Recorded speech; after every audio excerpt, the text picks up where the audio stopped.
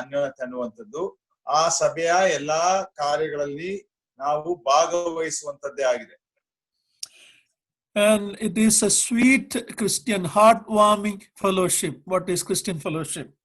ಆ ಕ್ರಿಸ್ತಿಯ ಅನ್ಯೋನ್ಯತೆ ಅನ್ನುವಂಥದ್ದು ಒಂದು ಮಧುರವಾದ ಮತ್ತು ನಮ್ಮ ಹೃದಯಕ್ಕೆ ಉಲ್ಲಾಸವನ್ನ ಕೊಡುವಂತಹ ಒಂದು ಅನ್ಯೋನ್ಯತೆ. Each one of our assembly should be such that those who are in fellowship in the assembly never want to go out from that assembly, and those who are outside love to come inside. That is how it should be. ನಮ್ಮ ಸಭೆಗಳ ಅನ್ಯೋನ್ಯತೆ ಯಾವ ರೀತಿ ಇರಬೇಕು ಎಂಬುದಾಗಿ ಪ್ರತಿಯೊಬ್ಬನು ಯೋಚಿಸಬೇಕೇನೆಂದ್ರೆ ಆ ಸಭೆಯಲ್ಲಿ ಇರುವಂತವರು ನಾನು ಆ ಸಭೆಯನ್ನ ಬಿಟ್ಟು ಹೋಗುತ್ತೇನೆ ಎಂಬುದಾಗಿ ನೆನೆಸಬಾರದು. ಅದೇ ರೀತಿಯಲ್ಲಿ ಸಭೆಯಿಂದ ಹೊರಗೆ ಇರುವಂತವರು ನಾನು ಈ ಸಭೆಯ ಅನ್ಯೋನ್ಯತೆಗೆ ಸೇರಿಕೊಳ್ಳಬೇಕು ಎಂಬುದಾಗಿ ಅವರು ಹಂಬಲಿಸಬೇಕು. It is time for each one of us to examine, is that what our gatherings are? ನಾವು ಈ ಸಮಯಗಳಲ್ಲಿ ಪ್ರತಿಯೊಬ್ಬರು ನಮ್ಮನ್ನೇ ನಾವು ಪರೀಕ್ಷಿಸಿಕೊಳ್ಳೋಣ. ನಮ್ಮ ಕೂಡು ಬರುವಿಕೆ ಈ ರೀತಿಯಾದದ್ದಾಗಿದೆಯಾ? If not, what can I do? I am not blaming somebody else. What can I do to correct it? ಒಂದು ವೇಳೆ ಆ ರೀತಿ ಅದಿಲ್ಲದೆ ಇದ್ದರೆ ನಾನು ಅದನ್ನ ಸರಿಪಡಿಸಲಿಕ್ಕೆ ಏನು ಮಾಡಬಹುದು? ಆ ನಂತರ ನಾನು ಯಾರನ್ನು ಅದರ ಕುರಿತು ದೂಷಿಸ್ತಾ ಇಲ್ಲ. We looked at the positive side of the fellowship. We have fellowship with the triune God. ನಾವು ಅನ್ಯೋನ್ಯತೆ ಕುರಿತಿರುವಂತಹ ಸಂಗತಿಗಳನ್ನು ನೋಡ್ತಾ ಬರುವಾಗ ನಾವು ನೋಡಿದ್ದೇನೆಂದ್ರೆ ನಾವು ತ್ರಯೇಕ ದೇವರೊಂದಿಗೆ ಅನ್ಯೋನ್ಯತೆಯಲ್ಲಿದ್ದೇವೆ. And our study was based on 3 New Testament verses, one in Acts 2:42, 1 Corinthians 1:9, and 1 John 1:3. ನಾವು ನಮ್ಮ ಅಧ್ಯಯನವನ್ನ 3 ವಾಕ್ಯದ ಮೇಲೆ ಆಧಾರ ಮಾಡಿಕೊಂಡು ಕಲಿಯುತ್ತಾ ಇದ್ದೇವೆ. ಅಪೊಸ್ತಲರ ಕೃತ್ಯ 2:42, ಮೊದಲನೇ ಕೊರಿಂಥ 1:29, ಅನಂತರ 1:9, ಅನಂತರ ಮೊದಲನೇ ಯೋಹಾನ ಪತ್ರಿಕೆ 1ನೇ ಅಧ್ಯಾಯ 1ರಿಂದ 3 ವಚನಗಳು. Okay. Because we have fellowship with God, we have fellowship with all believers in the world, true believers. ನಮಗೆ ದೇವರೊಂದಿಗೆ ಅನ್ಯೋನ್ಯತೆ ಇರುವುದರಿಂದ ಪ್ರಪಂಚದಲ್ಲಿರುವಂತಹ ಎಲ್ಲಾ ಸತ್ಯ ವಿಶ್ವಾಸಿಗಳೊಂದಿಗೆ ನಮ್ಮ ಅನ್ಯೋನ್ಯತೆ ಇದೆ. We have fellowship with the apostles, though we have not seen them, through the word of God. They have introduced the Lord Jesus Christ to us. They were eyewitness.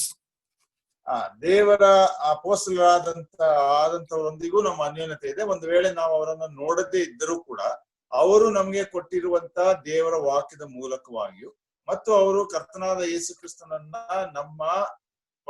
ನಮಗೆ ಪರಿಚಯ ಮಾಡಿಕೊಟ್ಟಂತವರಾಗಿ ಅವರು ಆತನನ್ನು ನೋಡಿದ ಸತ್ಯ ಸಾಕ್ಷಿಗಳಾಗಿದ್ದಾರೆ. ಆದ್ರಿಂದ ಅವರೊಂದಿಗೂ ಕೂಡ ನಮ್ಮ ಅನ್ಯೋನ್ಯತೆ ಉಂಟು. Then we saw that even though all believers have that fellowship God has given us, all don't enjoy that fellowship. ವೇಳೆ ನಾವು ನೋಡ್ತಾ ಬಂದು ವಿಶ್ವಾಸಿಗಳು ಎಲ್ಲರೂ ಕೂಡ ಆ ದೇವರು ಕೊಟ್ಟಿರುವಂತ ಅನ್ಯೋನ್ಯತೆಯನ್ನ ಪಡ್ಕೊಂಡಿದ್ದಾಗ್ಯೂ ಕೂಡ ಆ ಅನ್ಯೋನ್ಯತೆಯಲ್ಲಿ ಎಲ್ಲರೂ ಆನಂದಿಸುವಂತವರಾಗಿಲ್ಲ. That depends on my spiritual status.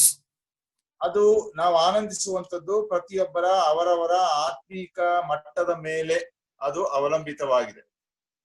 A carnal believer cannot enjoy that fellowship. ಒಬ್ಬ ದೈಹಿಕವಾದಂತ ಅಥವಾ ಶಾರೀರಿಕ ಆಶಯವುಳ್ಳಂತ ಲೌಕಿಕ ಆಶಯವುಳ್ಳಂತ ಒಬ್ಬ ವಿಶ್ವಾಸಿ ಆ ಒಂದು ಅನ್ಯೋನ್ಯತೆಯನ್ನ ಅವನು ಸಂತೋಷ ಪಡ್ಲಿಕ್ಕೆ ಸಾಧ್ಯವಿಲ್ಲ.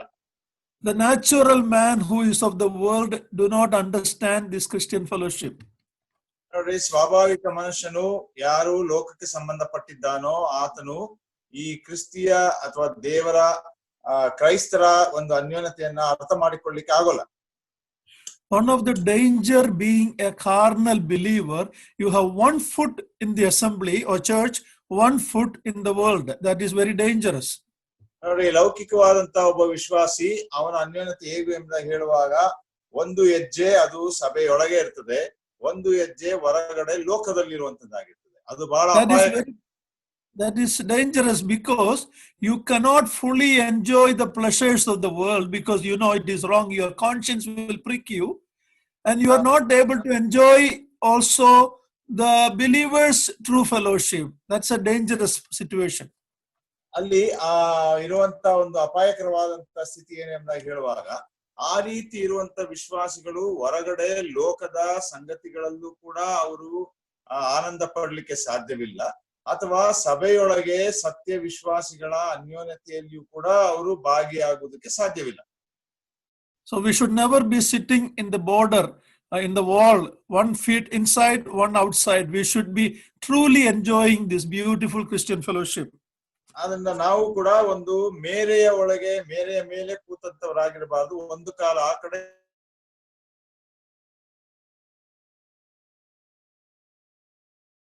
ನಿಜವಾದಂತಹ ಸತ್ಯ ವಿಶ್ವಾಸಗಳ ಅನ್ಯೋನ್ಯತೆಯನ್ನ ಅನುಭವಿಸಲಿಕ್ಕೆ ಸಾಧ್ಯವಿಲ್ಲ. And only those who experience this beautiful fellowship know how sweet it is. ಯಾರು ಈ ಒಂದು ಸುಂದರವಾದ ಅನ್ಯೋನ್ಯತೆಯನ್ನ ಅನುಭವಿಸ್ತಾರೋ ಅವರಿಗೆ ಮಾತ್ರ ಗೊತ್ತು ಆ ಅನ್ಯೋನ್ಯತೆ ಎಷ್ಟು ಮಧುರವಾಗಿದೆ ಅಂತ. Okay, then we saw that our fellowship should also be in the gospel work. ನಮ್ಮ ಮುಂದಿನದನ್ನು ನಾವು ನೋಡಿದ್ದೇನೆಂದ್ರೆ ನಮ್ಮ ಅನ್ಯೋನ್ಯತೆ ಸ್ವಾರ್ಥ ಸೇವೆಯಲ್ಲಿಯೂ ಕೂಡ ಇರಬೇಕು. Don't think it is only full-time workers' job to share the gospel or evangelist. Every one of us should be involved in the fellowship of sharing the gospel. ನಾವು ಎಂದಿಗೂ ಕೂಡ ಸುವಾರ್ತೆ ಸಾರುವಂತದ್ದು ಪೂರ್ಣಾವಧಿ ಸೇವಕರಿಗಾಗಿ ಅಥವಾ ಸುವಾರ್ತಿಕರಿಗಾಗಿ ಮಾತ್ರ ಕೊಡಲ್ಪಟ್ಟಿದೆ ಎಂಬುದಾಗಲ್ಲ. ಸುವಾರ್ತೆ ಸಾರುವಂತದರ ಅನ್ಯೋನ್ಯತೆ ಅನ್ನುವಂಥದ್ದು ಪ್ರತಿಯೊಬ್ಬ ವಿಶ್ವಾಸಿಗೂ ಕೂಡ ಕೊಡಲ್ಪಟ್ಟಂತ ಜವಾಬ್ದಾರಿ. We also saw that we should have fellowship in Christian suffering. As the body, as the member of Christ's body, we will suffer and we should suffer. ಕ್ರಿಸ್ತನ ಶರೀರದಲ್ಲಿ ಅಂಗಗಳಾಗಿರುವಂತೆ ನಾವು ನಮ್ಮ ಇನ್ನಿತರ ಸಹೋದರರು ಬಾಧೆ ಪಡುವುದರಲ್ಲಿಯೂ ಕೂಡ ನಾವು ಆ ಅನ್ಯೋನ್ಯತೆಯಲ್ಲಿ ಪಾಲುಗಾರರಾಗಿರ್ಬೇಕು. Another thing we saw that fellowship in Christian sharing of the material things, substance, all these things we should have fellowship. ಇನ್ನೊಂದು ವಿಷಯವನ್ನ ನಾವು ನೋಡಿದ್ದು ಅನ್ಯೋನ್ಯತೆಯ ವಿಷಯದಲ್ಲಿ ನಮ್ಮ ವಸ್ತುಗಳನ್ನ, ನಮ್ಮ ಹಣವನ್ನ ಇತರ ಸಹೋದರರೊಂದಿಗೆ ಹಂಚಿಕೊಳ್ಳುವಂತದರ ಒಂದು ಅನ್ಯೋನ್ಯತೆ. Many times we are not enjoying Christian fellowship because we don't believe or we don't do that kind of sharing. ನಾವು ಅನೇಕ ಸಲ ಆ ಕ್ರಿಸ್ತಿಯ ಒಂದು ಅನ್ಯೋನ್ಯತೆಯಲ್ಲಿ ಆನಂದ ಪಡುವಂತವರಾಗಿಲ್ಲ. ಯಾಕೆ ಎಂಬುದಾಗಿ ನೋಡುವಾಗ ನಾವು ಆ ರೀತಿ ನಮ್ಮ ವಸ್ತುಗಳನ್ನ, ಹಣವನ್ನ ಇತರರೊಂದಿಗೆ ನಾವು ಹಂಚಿಕೊಳ್ಳುವುದಿಲ್ಲ. We saw that there are 3 benefits by sharing from the material.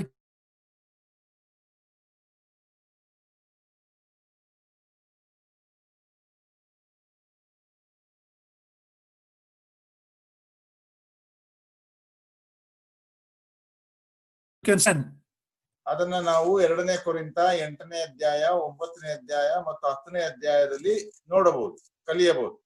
I'm not going to, you don't need to turn there now, but 3 benefits by sharing in the fellowship of our substance. ನೋಡ್ರಿ, ನಮ್ಮ ವಸ್ತುಗಳನ್ನ ಬೇರೆ ಸಹೋದರರೊಂದಿಗೆ ಹಂಚಿಕೊಳ್ಳುವಾಗ ನಮಗೆ ಅಲ್ಲಿ 3 ವಿಷಯಗಳು ನಮಗೆ ಅದು ಸಹಾಯಕವಾಗಿವೆ. The giver will have the joy in giving. ನೋಡ್ರಿ, ಕೊಡುವಂತವನಿಗೆ ಕೊಡುವಂತ ಆನಂದ ಇರ್ತದೆ.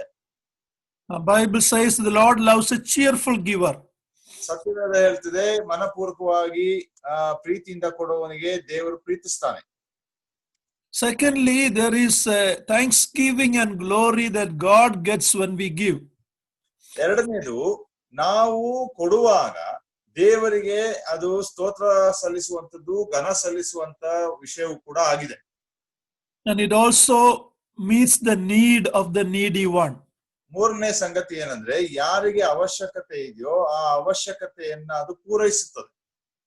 So joy for the giver, glory for God, and meeting the needs of the needy. ನೋಡ್ರಿ, ಆ ಕೊಡುವಂತವರಿಗೆ ಆನಂದ, ದೇವರಿಗೆ ಮಹಿಮೆ, ಮತ್ತು ಯಾರಿಗೆ ಅವಶ್ಯಕತೆ ಇದೆಯೋ ಅದು ಅವರಿಗೆ ಸಿಗುವಂತದ್ದಾಗಿರ್ತದೆ. Yeah, so the Bible's Apostle Paul says in Act 20, the Lord himself said, it is more blessed to give than to receive. ಕರ್ತನಾದ ಯೇಸು ಕ್ರಿಸ್ತನು ತಾನೇ ಹೇಳಿದ್ದಾನೆ. ಪೌಲನು ಕೂಡ ಅಪೊಸ್ತಲರ 20ನೇ ಅಧ್ಯಾಯದಲ್ಲಿ ಹೇಳ್ತಾನೆ, ನಾವು ತೆಗೆದುಕೊಳ್ಳುವಂತದಕ್ಕಿಂತ ಕೊಡುವುದರಲ್ಲಿಯೇ ನಾವು ಮಹಿಮೆಯನ್ನ ಪಡ್ಕೊಳ್ತೇವೆ. Okay, that is the positive aspect of fellowship, Christian fellowship. ಅದು ಕ್ರಿಸ್ತಿಯ ಅನ್ಯೋನ್ಯತೆಯ ಪರವಾಗಿರುವಂತಹ ಸಂಗತಿಗಳನ್ನ ನಾವು ನೋಡಿದ್ವಿ. We have to see in this where am I lacking? Where do I need to correct myself? Please do that.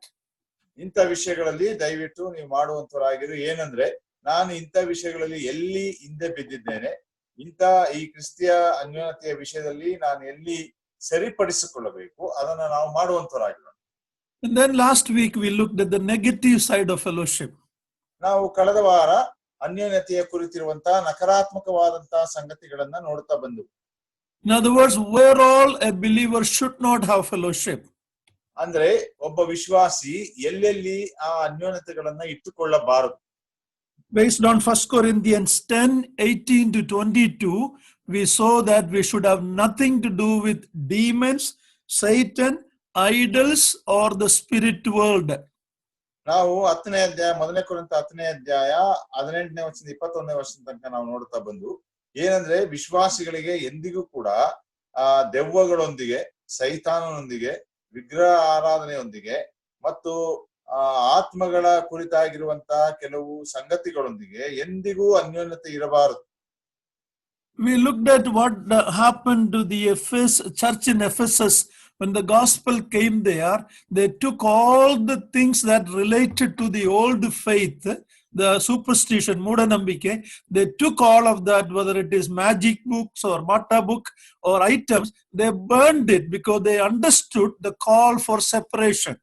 ಎಫೆಸದಲ್ಲಿ ಒಂದು ಉದಾಹರಣೆ ನಾವು ನೋಡ್ತಾ ಬಂದೆವು. ಅಲ್ಲಿ ಅವರಿಗೆ ಸುವಾರ್ತೆ ಸಾರಲ್ಪಡುವಾಗ ಅವರಲ್ಲಿ ಇದ್ದಂತಹ ಇಂದಿನ ಸಂಗತಿಗಳು, ಅಂದ್ರೆ ಮೂಢನಂಬಿಕೆ, ಮಾಟ, ಮಂತ್ರ, ಇದಕ್ಕೆ ಸಂಬಂಧಪಟ್ಟಂತ ವಿಷಯಗಳಲ್ಲಿ ಮತ್ತು ಅದಕ್ಕೆ ಸಂಬಂಧಪಟ್ಟಂತ ಎಲ್ಲಾ ಪುಸ್ತಕಗಳನ್ನ ಅವರು ಹೊರಗೆ ತಂದು ಹಾಕಿ ಸುಟ್ಟು ಹಾಕಿದರು ಎಂಬುದಾಗಿ ನಾವು ನೋಡ್ತಾ ಬಂದೆವು.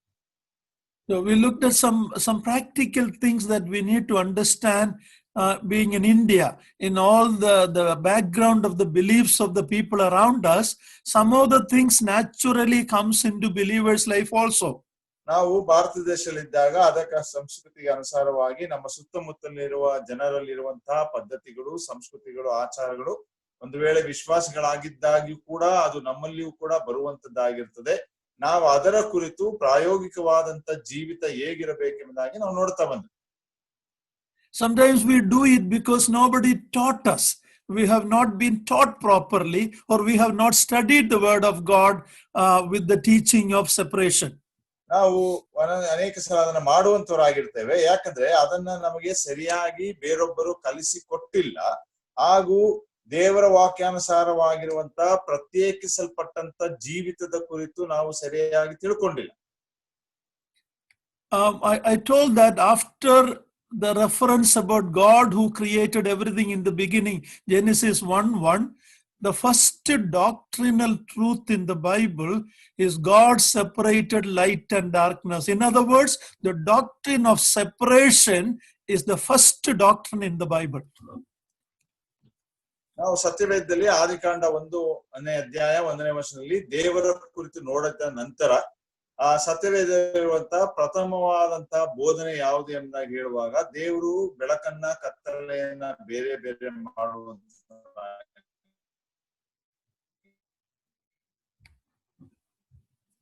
And that teaching goes all the way to the book of Revelation.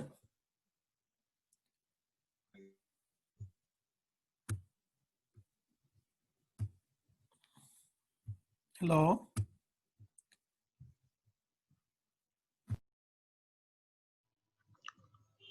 Karanakal?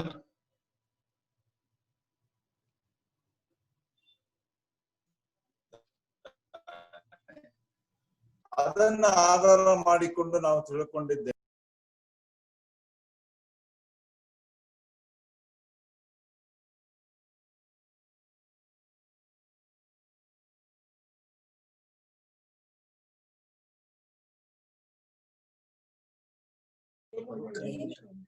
Yeah, okay. Can you hear me now? Yes, brother. Okay, sorry, something happened. It got muted. Okay, thank you. So, sometimes we do these things ignorantly. Brother? Sometimes we do these things ignorantly. We don't know the word of God. ನಾವು ಕೆಲವು ಸಲ ಈ ಸಂಗತಿಗಳನ್ನ ಗೊತ್ತಿಲ್ಲದೆ, ದೇವರ ವಾಕ್ಯವನ್ನ ಸರಿಯಾಗಿ ತಿಳ್ಕೊಳ್ಳದೆ ನಾವು ಮಾಡುವಂತವರಾಗಿರ್ತೇವೆ. But it is our responsibility to study the word of God in the assembly, to teach that, so the new believers know what we should have, what we should not have. ಆದ್ರಿಂದ ಪ್ರಿಯರೇ, ಇದು ನಮ್ಮ ಜವಾಬ್ದಾರಿಯಾಗಿದೆ. ದೇವರ ವಾಕ್ಯವನ್ನ ಸರಿಯಾಗಿ ಅಧ್ಯಯನ ಮಾಡಿ ಸಭೆಯಲ್ಲಿ ಅದನ್ನ ಕಲಿಸಿಕೊಡುವಾಗ ಹೊಸದಾಗಿ ಬರುವಂತ ವಿಶ್ವಾಸಿಗಳಿಗೆ ಯಾವುದನ್ನ ಮಾಡಬೇಕು, ಯಾವುದನ್ನ ಮಾಡಬಾರದು ಎಂಬುದಾಗಿ ಸ್ಪಷ್ಟವಾಗಿ ಗೊತ್ತಾಗ್ತದೆ. A lot of superstitious practices stay with us. It comes out mostly during marriages. ನಮ್ಮಲ್ಲಿ ಇರುವಂತ ಅನೇಕ ಮೂಢನಂಬಿಕೆಗಳು, ನಮ್ಮಲ್ಲಿ ನೆಲೆಗೊಂಡಿರುವಂತ ಅಂತ ಮೂಢನಂಬಿಕೆಗಳು ಸಾಮಾನ್ಯವಾಗಿ ನಮ್ಮ ಮದುವೆಯ ಸಮಯಗಳಲ್ಲಿ ಅದು ಮಾಡುವಂತವರಾಗಿರ್ತೇವೆ. And we don't think there is anything wrong with that. ನಾವು ಅದರಲ್ಲಿ ಏನು ತಪ್ಪಿಲ್ಲ ಎಂಬುದಾಗಿ ನಾವು ನೆನೆಸ್ತೇವೆ. But search the scripture and you will know. ಆದ್ರೆ ವಾಕ್ಯವನ್ನ ಶೋಧಿಸುವಾಗ, ಹುಡುಕುವಾಗ ಅದು ನಮಗೆ ಗೊತ್ತಾಗ್ತದೆ. When God called the children of Israel in the Old Testament, they were to be a separated people from others. ದೇವರು ಇಸ್ರಾಯೇಲರನ್ನ ಹಳೆ ಒಡಂಬಡಿಕೆಯಲ್ಲಿ ಪ್ರತ್ಯೇಕವಾಗಿ ಕರೆಯಲ್ಪಟ್ಟಾಗ ಆತನು ಹೇಳಿದ್ದೇನೆಂದ್ರೆ, ನೀವು ಬೇರೆ ಜನಾಂಗದವರಿಂದ ಪ್ರತ್ಯೇಕಿಸಲ್ಪಟ್ಟವರಾಗಿರಬೇಕು. A lot of the things that the pagans, the Gentiles do out of fear related to their false gods and deities, the children of Israel were told, don't do that. Don't fear those things. You fear God. ಅನ್ಯ ಜನಾಂಗದವರು ಅವರು ಆರಾಧಿಸುವಂತ ಅಥವಾ ಪೂಜಿಸುವಂತ ಯಾವ ಜೀವವಿಲ್ಲದಂತ ದೇವರುಗಳಿಗೆ ಅನುಸಾರವಾಗಿ ಅವರು ಮಾಡುವಂತ ಅನೇಕ ಸಂಗತಿಗಳು ಭಯದಿಂದ ಮಾಡುವಂತವರಾಗಿರ್ತಾರೆ. ಆದ್ರಿಂದ ಯೆಹೋವನು ಇಸ್ರಾಯೇಲರಿಗೆ ಹೇಳೋದೇನೆಂದ್ರೆ, ನೀವು ಅವರೊಟ್ಟಿಗೆ ಬೆರೆತು ಅಂತ ಕಾರ್ಯಗಳನ್ನ ನೀವು ಮಾಡಬಾರದು. Things like, I told you about marriage time, I'm not going to repeat all of that, but just some of the things that we do maybe ignorantly. ನಾನು ಮತ್ತೊಮ್ಮೆ ಪುನರಾವರ್ತಿಸುವುದಿಲ್ಲ. ಹೇಗೂ ನಮ್ಮ ಮದುವೆಯ ಸಮಯದಲ್ಲಿ ಕೆಲವು ನಾವು ಹಾಕಿಕೊಳ್ಳುವಂಥದ್ದು, ಧರಿಸಿಕೊಳ್ಳುವಂತ ವಿಷಯಗಳಲ್ಲಿ ನಾನು ಹೇಳ್ತಾ ಬಂದೆ. ಅದು ನಮಗೆ ತಿಳುವಳಿಕೆ ಇಲ್ಲದೆ ನಾವು ಮಾಡುವಂತವರಾಗಿರ್ತೇವೆ. And leaders are also encouraging that. ನಮ್ಮ ನಾಯಕರುಗಳು ಕೂಡ ಅದನ್ನ ಪ್ರೋತ್ಸಾಹಿಸುವಂತವರಾಗಿರ್ತಾರೆ. Looking at the vastu, boiling the milk when housewarming, and putting lot of things on our body. These are all, if you, like I told you last week, if you go to Google and check it, you will know why the pagans do that. ವಾಸ್ತು ಅನ್ನುವಂತ ವಿಷಯ, ಅಥವಾ ಮನೆಯನ್ನ ಗೃಹ ಪ್ರವೇಶ ಮಾಡುವಾಗ ಹಾಲನ್ನ ಉಕ್ಕಿಸುವಂತ ವಿಷಯ, ಅಥವಾ ದೇಹದ ಮೇಲೆ ಏನೇನೋ ಧರಿಸಿಕೊಳ್ಳುವಂಥದ್ದು, ಹಾಕಿಕೊಳ್ಳುವಂಥದ್ದು, ಇವೆಲ್ಲವೂ ಕೂಡ ನಾವು ನೋಡ್ತಾ ಬಂದೆವು. ಕಳೆದ ವಾರ ಹೇಳ್ತಾ ಬಂದ ಹಾಗೆ, ಒಂದು ವೇಳೆ ನೀವು ಗೂಗಲ್ ಅನ್ನುವಂತ ಆಪ್ಗೆ ಹೋಗಿ ಅದರ ಕುರಿತು, ಆ ವಿಷಯದ ಕುರಿತು ನೀವು ಹುಡುಕುವುದಾದ್ರೆ ಅದು ಯಾಕೆ ಮಾಡುತ್ತಾರೆ ಎಂಬುದಾಗಿ ಕೂಡ ಅಲ್ಲಿಯೂ ತಿಳಿಸಲ್ಪಟ್ಟಿದೆ. Before I go further, I hope my sisters who are listening to me understand this, and I'm going to ask you a question. Please don't get offended at me.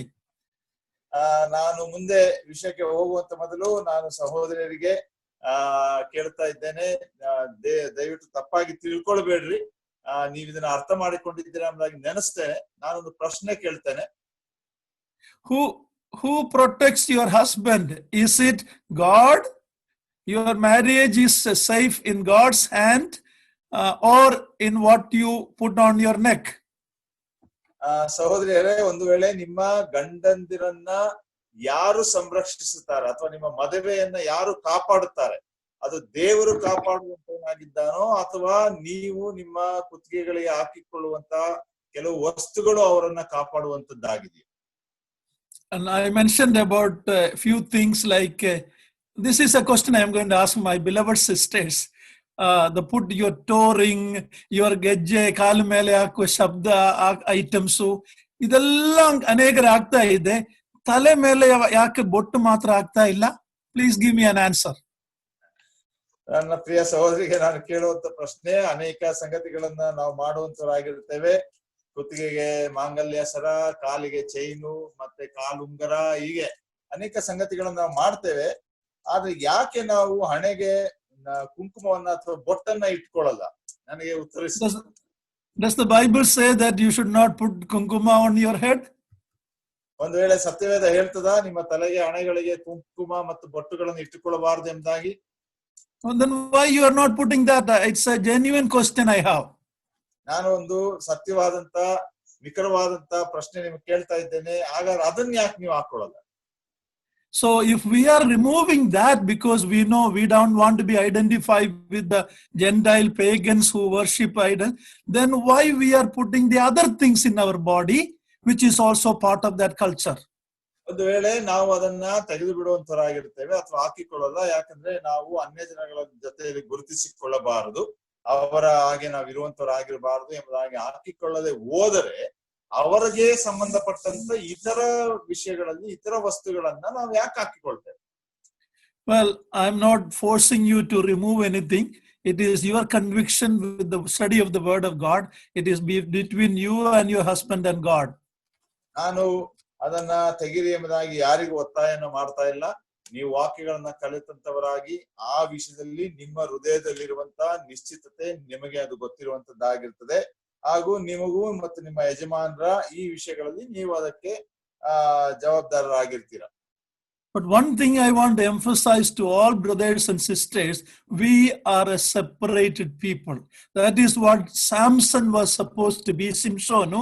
But when he compromised, he lost that strength that God has given through the Holy Spirit. ಅದರಿಂದ ನಾನು ನಿಮಗೆ ಒಂದು ವಿಷಯದಲ್ಲಿ ನಾನು ಒತ್ತಾಯಪೂರ್ವಕವಾಗಿ ಹೇಳುವುದೇನೆಂದ್ರೆ, ದೇವರು ನಮಗೆ ಹೇಳಿರುವಂತದ್ದು ನಾವು ಪ್ರತ್ಯೇಕಿಸಲ್ಪಟ್ಟಂತ ಜೀವಿತವನ್ನ ಜೀವಿಸುವಂತನಾಗಿರಬೇಕು. ಸಂಸೋನನು ಸೋತಂತದ್ದು ಅದೇ ವಿಷಯದಲ್ಲಿ. ಆತನು ಸಂಧಾನವನ್ನ ಮಾಡಿಕೊಂಡಂತವನಾಗಿ ಯಾವಾಗ ಆತನು ಲೋಕದೊಂದಿಗೆ ಬೆರೆತನೋ ಅವಾಗ ಆತನು ದೇವರ ಶಕ್ತಿಯನ್ನ ಬಲವನ್ನ ಕಳಕೊಂಡನು. The sad thing is that he did not know that the strength has left him. Even after the strength left him, he thought he still has it. And that is the condition of many believers today, because we are not a separated people. ಸಂಸೋನನು ಮಾಡಿದಂತ ಒಂದು ದುಃಖಕರವಾದಂತ ವಿಷಯಕ್ಕೆ ಆತನು ಮಾಡಿದ್ದೇನೆಂದ್ರೆ, ಆತನು ತಿಳ್ಕೊಂಡದ್ದೇನೆಂದ್ರೆ ದೇವರ ಶಕ್ತಿ ಆತನನ್ನ ಬಿಟ್ಟು ಹೋಗಿದ್ದಾಗ್ಯೂ ಕೂಡ ಆತನಲ್ಲಿಯೇ ಶಕ್ತಿ ಇದೆ ಎಂಬುದಾಗಿ ಆತನು ನೆನೆಸ್ತಾ ಇದ್ದ. ಆದುದರಿಂದ ಆತನು ಅಲ್ಲಿ ದೊಡ್ಡ ತಪ್ಪನ್ನ ಆತನು ಮಾಡುವಂತನಾಗಿರ್ತಾನೆ. The Bible says in the book of Revelation, in the letters to the 7 churches, one of the churches, the Lord said, "You have left your first love towards me, and I will remove the candlestick." ಸತ್ಯವೇದ ಪ್ರಕರಣದಲ್ಲಿ ನಾವು ನೋಡ್ತಾ ಬರ್ತೇವೆ. ಕರ್ತನಾದ ಯೇಸು ಕ್ರಿಸ್ತನು ಸಭೆಗಳಿಗೆ ಪತ್ರ ಬರೆಯುವಾಗ ಒಂದು ಸಭೆಗೆ ಆತನು ಬರೆಯೋದೇನೆಂದ್ರೆ, ನೀನು ಮೊದಲಿದ್ದ ನಿನ್ನ ಪ್ರೀತಿಯನ್ನ ಬಿಟ್ಟಿದ್ದಿ, ನೀನು ಅದನ್ನ ಸರಿಪಡಿಸಿಕೊಳ್ಳದೆ ಹೋದ್ರೆ ನಾನು ನಿನ್ನ ಮಧ್ಯದಲ್ಲಿರುವ ದೀಪಸ್ತಂಭವನ್ನ ತೆಗೆದು ಬಿಡುವೆನು. Once the testimony is gone, then our gatherings has no value before God. ಒಂದು ಸಲ ನಾವು ಕೂಡಿ ಬರುವಂತದ್ರಲ್ಲಿ ನಮ್ಮ ಸಾಕ್ಷಿಯನ್ನ ಕಳಕೊಳ್ಳುವುದಾದ್ರೆ ದೇವರ ಪ್ರಸನ್ನತೆಯಲ್ಲಿ ಸೇರಿ ಬರುವುದರಲ್ಲಿ ಯಾವ ಒಂದು ಬೆಲೆ ಇರುವುದಿಲ್ಲ. Sometimes we do these things because we have fear of people. What will they think? What will they say? Will they think about the sister that I'm a widow if I don't put it? Brothers and sisters, that is a tremendous opportunity to tell the people that I am a different person. I have done this before. Now I'm a child of God. I'm a child of the true and living God. You will be amazed at how much opportunity you will get to share the gospel. ಅನೇಕ ಸಲ ನಾವು ಈ ಕಾರ್ಯವನ್ನ ಯಾಕೆ ಮಾಡ್ತೇವೆ ಎಂಬುದಾಗಿ ಹೇಳುವಾಗ ಬೇರೆಯವರ ಕುರಿತು ನಾವು ಭಯ ಪಡುತ್ತೇವೆ. ಅವರು ಏನು ಹೇಳುತ್ತಾರೋ, ಅವರು ಏನು ತಿಳ್ಕೊಳ್ಳುವಂತಾರೋ ಎಂಬುದಾಗಿ ನಾವು ಭಯ ಪಡುವಂತರಾಗಿರ್ತೇವೆ. ಆದ್ರೆ ಒಂದು ವಿಶೇಷವಾದಂತ ಅವಕಾಶ ನಮಗೆ ಇರುವುದೇನೆಂದ್ರೆ, ಅಂತ ಸಮಯಗಳಲ್ಲಿ ನಾನು ನಿಜವಾಗಿಯೂ ದೇವರ ಮಗನಾಗಿದ್ದೇನೆ, ದೇವರ ಮಗಳಾಗಿದ್ದೇನೆ ಅನ್ನುವಂತ ಒಂದು ಸಾಕ್ಷೀಕರಿಸುವಂತ ಒಂದು ಅವಕಾಶ ನಮಗೆ ಸಿಗುವಂತದ್ದಾಗಿರ್ತದೆ. ಅಂತ ಸಮಯಗಳಲ್ಲಿ ನಾವು ನಿಜವಾಗ್ಲೂ ಕೂಡ ಅವರಿಗೆ ಸುವಾರ್ತೆಯನ್ನು ಕೂಡ ತಿಳಿಸ್ಲಿಕ್ಕೆ ಒಂದು ಅವಕಾಶವನ್ನ ನಾವು ಯಾಕೆ ಹಾಕಿಕೊಳ್ಳುತ್ತಿಲ್ಲ ಎಂಬುದಾಗಿ ಹೇಳುವುದರ ಮುಖಾಂತರವೂ ಕೂಡ ಅದು ಅವಕಾಶ ಸಿಗುವಂತದ್ದಾಗಿರ್ತದೆ. Okay, I'm going to go on to the next topic. ನಾವೀಗ ಮುಂದಿನ ವಿಷಯಕ್ಕೆ ಹೋಗೋಣ.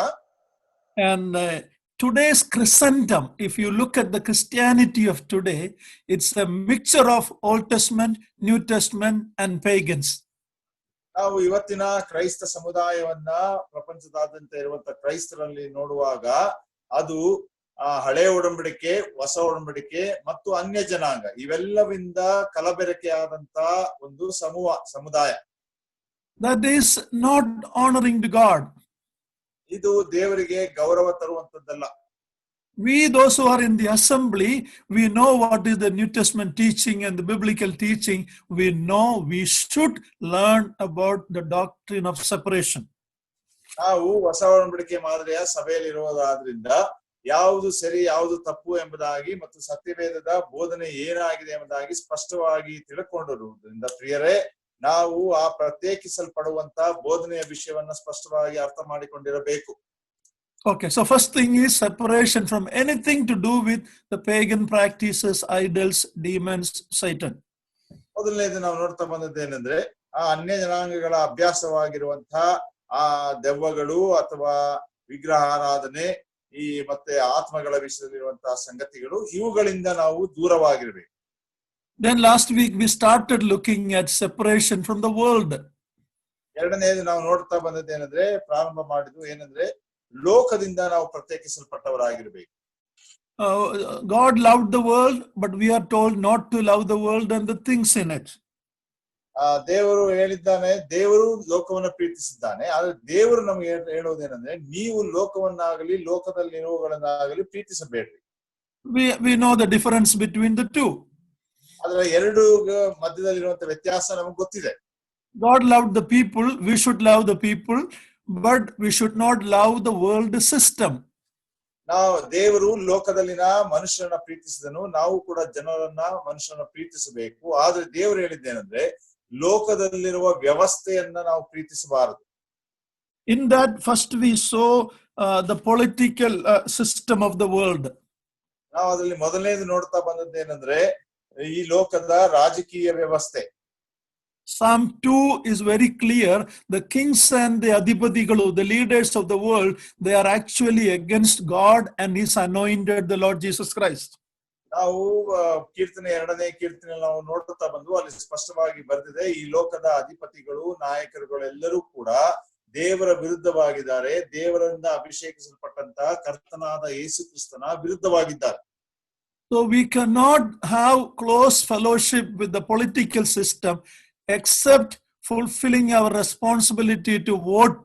That is our citizens' right. Other than that, and to submit to the leaders, other than that, we should not have active participation in politics. ನಾವು ಎಂದಿಗೂ ಕೂಡ ದೇವರ ಮಕ್ಕಳಾಗಿ ಆ ರಾಜಕೀಯದಲ್ಲಿ ನಾವು ಪಾತ್ರ ವಹಿಸುವಂತವರಾಗಿರಬಾರದು. ಆದ್ರೆ ನಾವು ದೇಶದ ನಾಗರಿಕರಾಗಿರುವಾಗ ಮತ ಚಲಾಯಿಸುವಂತ ಹಕ್ಕು ನಮ್ಗೆ ಕೊಡಲ್ಪಟ್ಟಿದೆ. ಅನಂತರ ನಮ್ಮನ್ನ ಆಳುವಂತ ಆ ನಾಯಕರುಗಳಿಗೆ ನಾವು ಒಳಪಡಬಹುದೇ ಹೊರತು ಹೇಳುವಂತ ಕೆಲವು ಸಂಗತಿಗಳಿಗೆ, ಆದ್ರೆ ಆ ರಾಜಕೀಯದಲ್ಲಿ ನಾವು ಸ್ವತಃ ಪಾತ್ರ ವಹಿಸಲಿಕ್ಕೆ ಸಾಧ್ಯವಿಲ್ಲ. We should also pay our tax properly without cheating government. ಸರ್ಕಾರಕ್ಕೆ ಮೋಸ ಮಾಡದೆ ನಮ್ಮ ಕಂದಾಯಗಳನ್ನ ನಾವು ಟ್ಯಾಕ್ಸ್ ಗಳನ್ನ ಸರಿಯಾಗಿ ಕಟ್ಟಬೇಕು.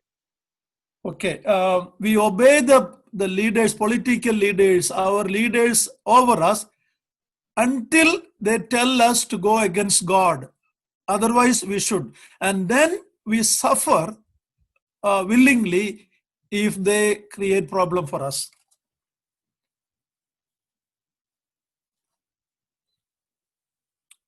Hello? Uncle? Network. Yeah, can you hear, brother? ಬರ್ತಾರೆ ಅಂಕಲ್, ನೆಟ್ವರ್ಕ್ ಪ್ರಾಬ್ಲಮ್ ಇದೆ. Okay.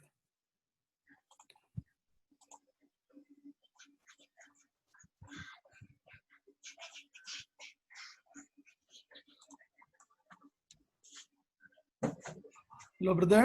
Can you hear? Kiran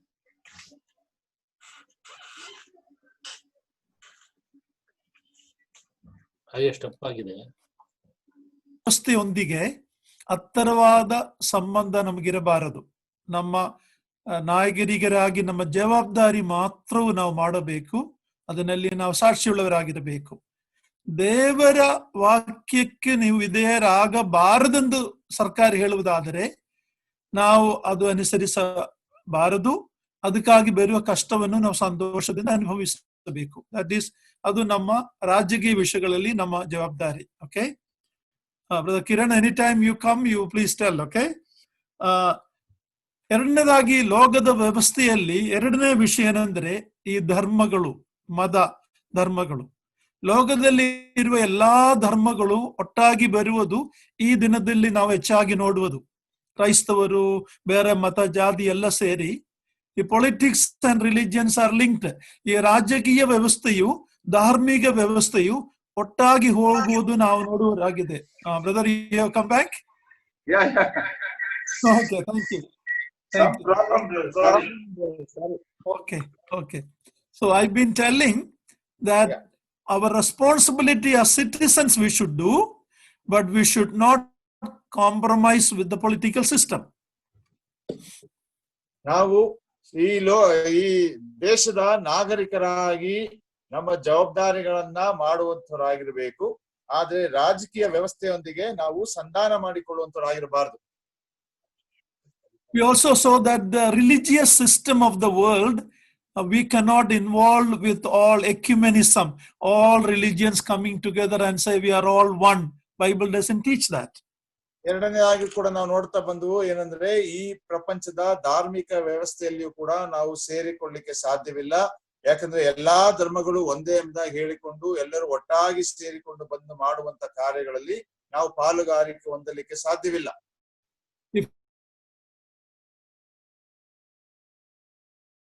If you talk to certain denominations, they all are children of God. ಕೆಲವು ಕ್ರಿಸ್ತಿಯ ಪಂಗಡಗಳಿಗೆ ವರ್ಗದವರೊಂದಿಗೆ ಮಾತಾಡುವಾಗ ಅವ್ರು ಹೇಳ್ತಾರೆ,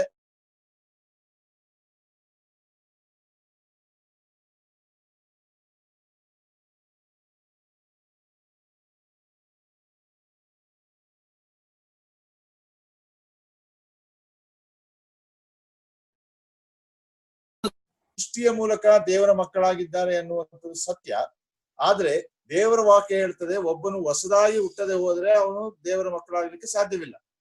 Jesus looked at some Pharisees and said, "You are the children of the devil, your father." ಯೇಸು ಕ್ರಿಸ್ತನು ಫರಿಸಾಯರನ್ನು ನೋಡಿ ಹೇಳ್ತಾನೆ, ನೀವು ಸೈತಾನನ ಮಕ್ಕಳಾಗಿದ್ದೀರಿ. So all in the world are not children of God like the Roman Catholic and many others teach. Roman Catholic ಅವರಾಗ್ಲಿ ಬೇರೆ ಬೇರೆ ಪಂಗಡಗಳವರಾಗ್ಲಿ ಬೋಧಿಸುವ ಹಾಗೆ ಎಲ್ಲರೂ ಕೂಡ ದೇವರ ಮಕ್ಕಳಲ್ಲ. Sinners have to become children of God. That is a choice you make by believing in Christ and what He has done for us. ಒಬ್ಬ ಪಾಪಿ ದೇವರ ಮಗನು ಮಗಳಾಗಬೇಕಾದ್ರೆ ಅವನಿಗಿರುವಂತ ಆಯ್ಕೆಯನ್ನ ಆತನು ಮಾಡಿಕೊಳ್ಳಬೇಕು. ಏನಂದ್ರೆ, ಕರ್ತನಾದ ಯೇಸು ಕ್ರಿಸ್ತನು ನಮಗೆ ಮಾಡಿರುವಂತ ಮಹಾ ಕಾರ್ಯವನ್ನ ನಂಬುವಂತವನಾಗಿರಬೇಕು. I told you last week in American capital, Washington, D.C., there was an inter-religious meeting where President Trump and Hindus and Muslims and all came together and did a prayer. It's a political diplomacy. That is the compromise with Christians doing, but you and I cannot do that. ನಾವು ಕಳೆದ ವಾರ ಕೂಡ ನೋಡ್ತಾ ಬಂದ್ವು, ಈ corona COVID-19 ಸಮಯದಲ್ಲಿ Trump ಅವರು ತಮ್ಮ ಶ್ವೇತ ಭವನದಲ್ಲಿ ಎಲ್ಲಾ ಧರ್ಮದವರನ್ನ ಕರೆಸಿಕೊಂಡು ಎಲ್ಲಾ ಧರ್ಮದ ಮಂತ್ರಗಳನ್ನ ಸೂತ್ರಗಳನ್ನ ಹೇಳುವಂತವರಾಗಿ ಅವರೊಟ್ಟಿಗೆ ಇಜ್ಜೋಡಾಗಿ ಮಾಡಿದಂತ ಕಾರ್ಯ. ನಾವು ದೇವರ ಮಕ್ಕಳ ಅಂತ ನಾವು ಆ ರೀತಿ ಸೇರಿ ಅಂತ ಕಾರ್ಯಗಳನ್ನ ಮಾಡಲಿಕ್ಕೆ ಸಾಧ್ಯವಿಲ್ಲ. Most of the Christians will come together in a protest against government or something normally, but the brethren people we know, we don't normally involved in that. ಅನೇಕ ಕ್ರೈಸ್ತರು ಅವರು ಒಕ್ಕೂಟವನ್ನು ಮಾಡಿಕೊಂಡಂತವರಾಗಿ ಸರ್ಕಾರದ ವಿರುದ್ಧ ಅವರು ಎದುರು ಬೀಳುವಂತವರಾಗಿರ್ತಾರೆ. ಆದ್ರೆ ಬ್ರದರನ್ಸ್ ಗಳಾದಂತ ನಾವು ಆ ವಿಷಯಗಳು ಗೊತ್ತಿರುವಾಗ ಸಾಧಾರಣವಾಗಿ ನಾವು ಅದರಲ್ಲಿ ಪಾಲುಗಾರಿಕೆ ತೆಗೆದುಕೊಳ್ಳುವುದಿಲ್ಲ. Brothers and sisters, actually real Christianity is not a religion, it's a relationship with the living God. ಅದರಿಂದ ಸತ್ಯವಾದಂತ ಕ್ರೈಸ್ತತ್ವ ಅನ್ನುವಂಥದ್ದು ಒಂದು ಧರ್ಮವಲ್ಲ, ಅದು ದೇವರೊಟ್ಟಿಗಿರುವಂತಹ ಒಂದು ಸಂಬಂಧವಾಗಿದೆ. Okay, thirdly, we should know the educational system of the world which is against God. ಅನಂತರ ಮೂರನೇದಾಗಿ ನಾವು ನೋಡ್ತಾ ಬಂದದ್ದು ಏನಂದ್ರೆ, ಶಿಕ್ಷಣ ವ್ಯವಸ್ಥೆ, ಪ್ರಪಂಚದ ಶಿಕ್ಷಣ ವ್ಯವಸ್ಥೆ ದೇವರ ವಿರುದ್ಧವಾಗಿರುವಂತದ್ದನ್ನ ತಿಳ್ಕೊಳ್ಬೇಕು. Of course, our children have to go to school to learn reading and writing and arithmetics. ನಮ್ಮ ಮಕ್ಕಳು ಶಾಲೆಗೆ ಹೋಗಲೇಬೇಕು, ಓದಲಿಕ್ಕೆ, ಕಲಿಯಲಿಕ್ಕೆ ಮತ್ತು ಗಣಿತವನ್ನ ಬೇರೆ ಬೇರೆ ಪಾಠಗಳನ್ನ ಕಲಿತುಕೊಳ್ಳಲಿಕ್ಕೆ. But we should tell them not to believe all that the secular educational system is putting into our children's brain. ಆದ್ರೆ ನಾವು ಅವರಿಗೆ ತಿಳಿಸ್ಕೊಡ್ಬೇಕೇನಂದ್ರೆ, ಈ ಒಂದು ಪ್ರಾಪಂಚಿಕವಾದಂತ ಶಿಕ್ಷಣದ ವ್ಯವಸ್ಥೆ ನಮ್ಮ ತಲೆಗಳಿಗೆ ತುಂಬುವಂತ ಎಲ್ಲಾ ವಿಷಯಗಳನ್ನ ನೀವು ನಂಬುವಂತವರಾಗಿರಬಾರದು. That is the responsibility of each believing parents to make sure that they tell their children that we did not come from monkey, we did not come evolved, we didn't come after millions of years of evolution. This is very important to teach our children, dear ones. ನಾವು ತಂದೆ ತಾಯಿಗಳ ಅಂತ ನಾವು ಮಕ್ಕಳಿಗೆ ತಿಳಿಸಿಕೊಡುವಂತ ಜವಾಬ್ದಾರಿ ನಮ್ಮ ಮೇಲಿದೆ. ಏನಂದ್ರೆ ಪಾಠ ಕಲಿಸಿಕೊಡುವಂತೆ ನಾವು ಮಂಗನಿಂದ ಉತ್ಪತ್ತಿಯಾದಂತವರಲ್ಲ, ಅಥವಾ ನಮ್ಮ ಸೃಷ್ಟಿ ಅನ್ನುವಂಥದ್ದು ಕೋಟ್ಯಾನುಕೋಟಿ ವರ್ಷಗಳಾದ ನಂತರ ಆದಂತದ್ದಲ್ಲ. ಇದೆಲ್ಲ ಬೇರೆ ವ್ಯತ್ಯಾಸವಾದಂತಹ ಸಂಗತಿಗಳು, ಸತ್ಯವೇದಕ್ಕೆ ವಿರುದ್ಧವಾದಂತದ್ದು ಎಂಬುದಾಗಿ ನಾವು ತಿಳಿಸಿಕೊಡ್ಬೇಕು. And when you do that, you will be mocked. You will be a minority. Don't worry about it. God is with you. You are a majority with God, even though we are a minority in this world.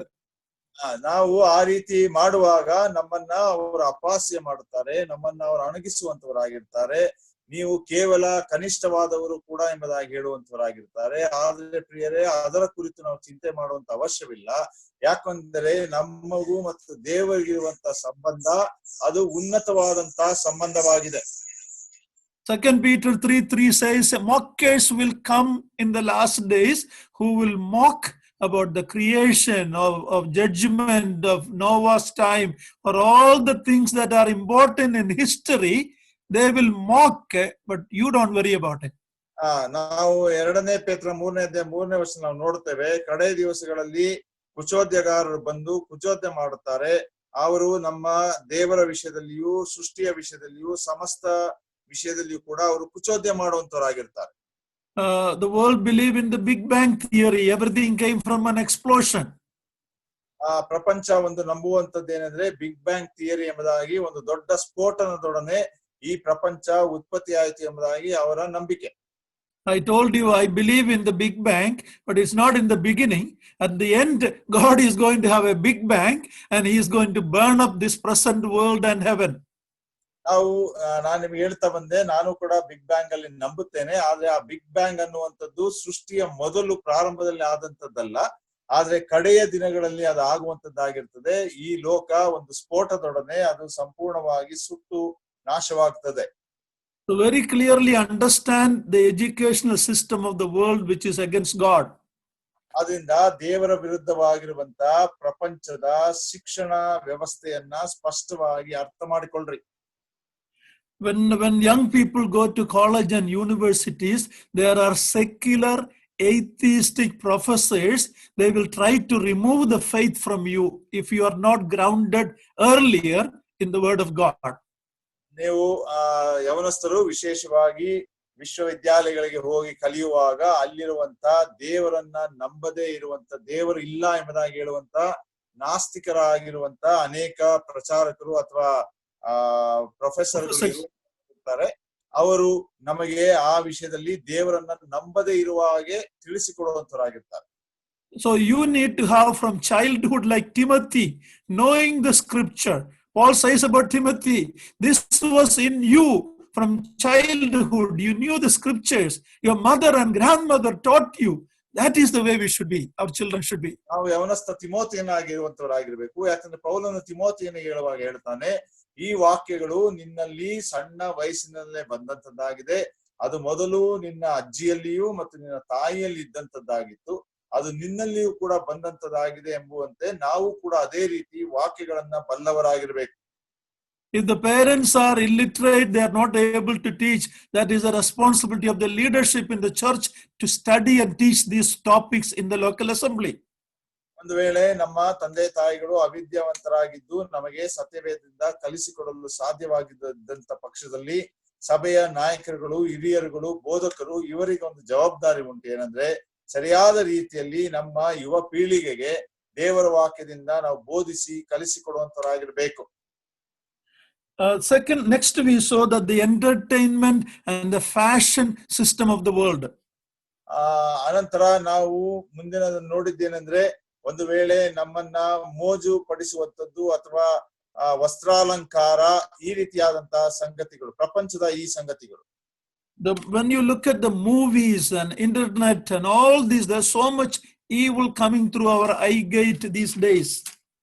ನಾವು ಅನೇಕ ಸಲ ಚಲನಚಿತ್ರಗಳ ಮುಖಾಂತರ, ಅಂತರ್ಜಾಲದ ಮುಖಾಂತರ ಅನೇಕ ತರವಾದಂತಹ ಸಂಗತಿಗಳನ್ನ ನಾವು ವೀಕ್ಷಿಸುವಾಗ ನಮಗೆ ಅದು ಪ್ರಪಂಚದ ಅನೇಕ ವಿಷಯಗಳನ್ನ, ತಪ್ಪಾದಂತ ಸಂಗತಿಗಳನ್ನ ಅದು ತಿಳಿಸಿಕೊಡ್ತದೆ. I'm sad to see that even believers don't have a discernment what we should watch, what we should not watch.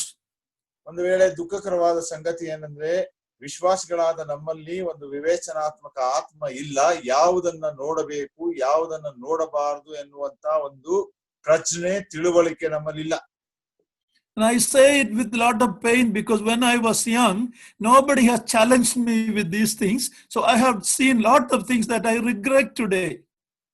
ನಾನು ಯವನಸ್ಥನಾಗಿದ್ದಾಗ ಬಹಳ ದುಃಖಕರವಾಗಿ ನೋವಿನಿಂದ ಹೇಳುವಂತನಾಗಿದ್ದೇನೆ. ಯವನಸ್ಥನಾಗಿದ್ದಾಗ ನನಗೆ ಈ ವಿಷಯದಲ್ಲಿ ಸವಾಲುಗಳನ್ನ ಒಡ್ಡಿ ಅದನ್ನ ಮಾಡದ ಹಾಗೆ ಹೇಳಿಕೊಡುವಂತವ್ರು ಯಾರು ಇರ್ಲಿಲ್ಲ. ಆದ್ರಿಂದ ನಾನು ಅನೇಕ ಚಲನಚಿತ್ರಗಳನ್ನ ನೋಡ್ತಾ ಇದ್ದೆ. ನನಗೆ ಬಹಳ ಈಗ ದುಃಖವಾಗುವಂತದ್ದಾಗಿದೆ.